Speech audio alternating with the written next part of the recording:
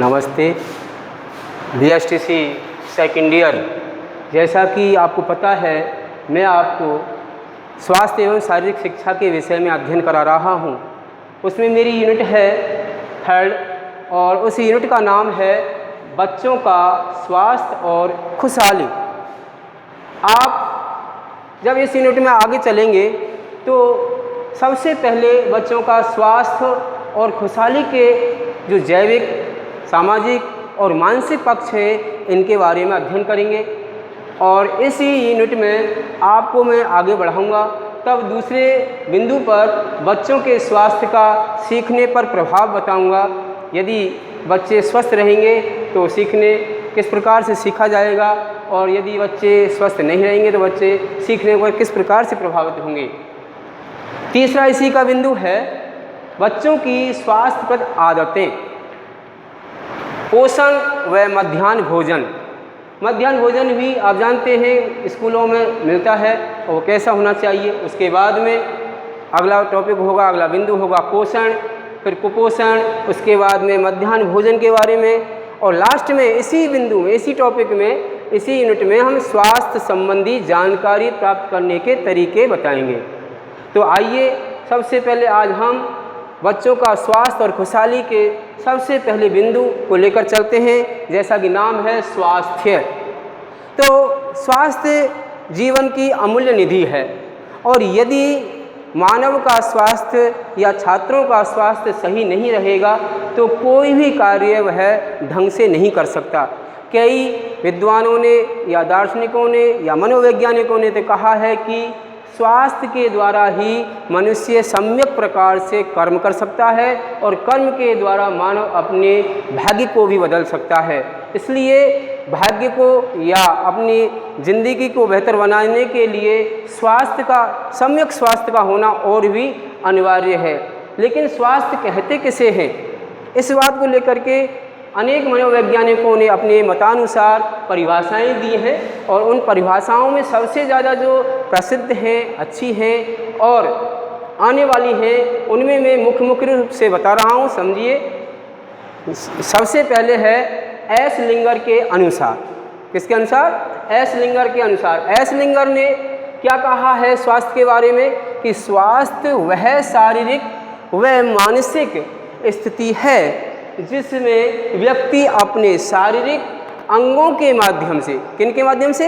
शारीरिक अंगों के माध्यम से अपने पर्यावरण में अच्छी प्रकार से ढलकर या अच्छी तरह से ढलकर अपना काम कर सकता है। यदि कोई व्यक्ति, इन्होंने कहा यदि कोई व्यक्ति अपने स्वास्थ्य अनुसार अपने पर्यावरण में नहीं ढल रहा है तो उसका स्वास्थ्य सम्यक नहीं है। और इनके अलावा जो विश्व स्वास्थ्य संगठन है WHO, इसने भी अपनी एक परिभाषा दी है। उसने क्या कहा सुनिए कि स्वास्थ्य शारीरिक, मानसिक व सामाजिक, तीन पक्ष लिए इन्होंने स्वास्थ्य में।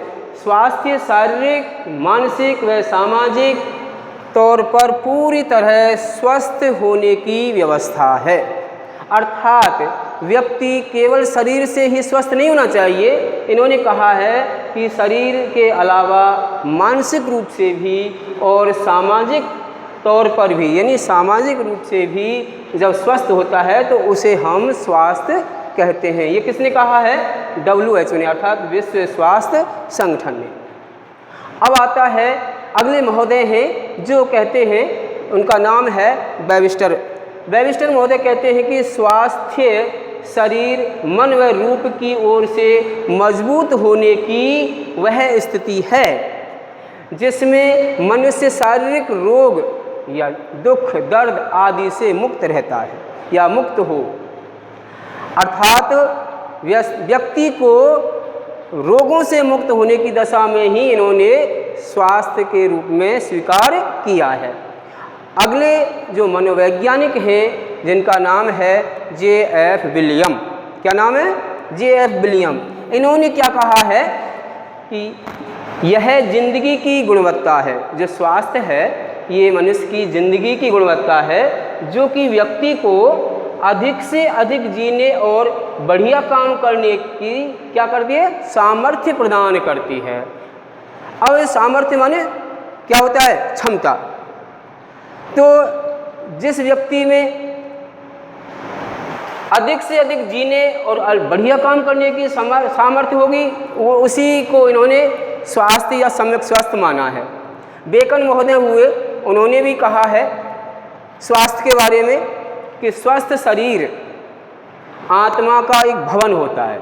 जो स्वस्थ शरीर होता है, जैसा कि पुराणों के अनुसार भी बताऊंगा मैं, स्वस्थ शरीर आत्मा का भवन होता है और दुर्बल, रुग्ण अथवा बीमार या रोगी जो शरीर होता है वह आत्मा का एक तरह से कारागृह या जेल होता है।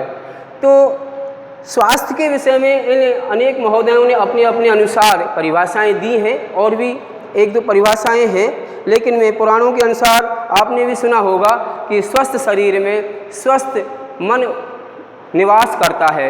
ये किन में कहा गया है? पुराणों में कहा गया। पुराण हमारे ऋषि मुनियों के द्वारा रिसर्च किए खोजे गए बहुत ही महत्वपूर्ण व अच्छे ग्रंथ हैं, जिनमें अनेक शिक्षा संबंधी बातें आती हैं और जिनके द्वारा ही दार्शनिक सिद्धांत आगे बढ़ाया जाता है। तो स्वास्थ्य के विषय में जो आपने परिभाषाएं पढ़ी, सुनी, समझी, इनको मैं आगे बढ़ाते हुए अगले टॉपिक पर ले चलूँगा, जिसका नाम है खुशहाली। स्वास्थ्य के द्वारा ही खुशहाली आएगी, इसीलिए आगे अब